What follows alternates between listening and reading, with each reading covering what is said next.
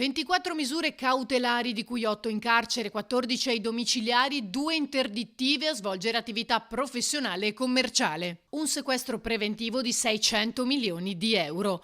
È l'esito delle indagini avviate a ottobre 2022 che ha permesso alla Guardia di Finanza di Venezia di smantellare una maxi frode europea sui fondi PNRR partendo da uno screening locale. Dovendo come missione istituzionale andare a vigilare su come venivano spese queste importanti risorse per il Paese, le attività che erano già state messe a terra, cioè già finanziate, erano dei progetti di finanziamenti, dei crediti per le imprese, in particolare piccole e medie imprese. Ci siamo accorti, appunto come faceva cenno il comandante, di questa ricorrenza.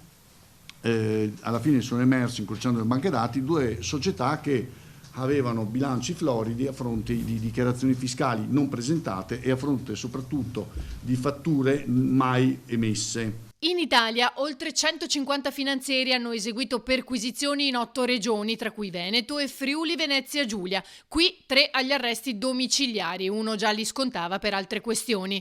Nella nostra regione invece 7 gli arresti, uno a Belluno, uno a Treviso, 4 Verona, di cui 2 i capi arrestati a Bratislava, uno ai domiciliari, uno in carcere, uno di Rovigo arrestato a Brescia, interdittiva per un commercialista di Jesolo. Sono accusati di vari reati, frode fiscale, riciclaggio, bancarotta, veri e propri imprenditori della frode. Imprenditori non nel senso classico, perché non c'è nessuna impresa sottostante, ma persone diciamo strutturate in maniera direi sistematica, per quello che abbiamo visto fino ad ora, a ottenere finanziamenti pubblici.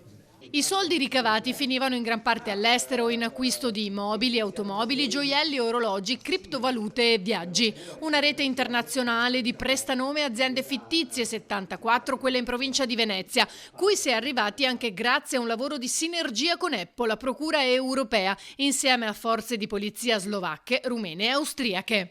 È importante perché evidenzia il ruolo importante della Procura Europea, che è un organismo giudiziario di recente costituzione, nasce e opera da giugno 2021, si occupa di tutelare gli interessi economico-finanziari dell'intera Unione Europea. Ha il suo mandato proprio nella protezione degli interessi finanziari dell'Unione Europea, cioè nel verificare che il bilancio dell'Unione Europea riceva correttamente le entrate che deve ricevere e che i soldi che l'Unione Europea distribuisce siano spesi correttamente. Quindi le indagini di Eppo sono focalizzate specificamente su questi aspetti e in Italia ovviamente un partner privilegiato delle indagini di Eppo è la Guardia di Finanza, che è un tipo di polizia finanziaria direi unica in Europa e che insomma posso dire tutta l'Europa ammira e ci invidia.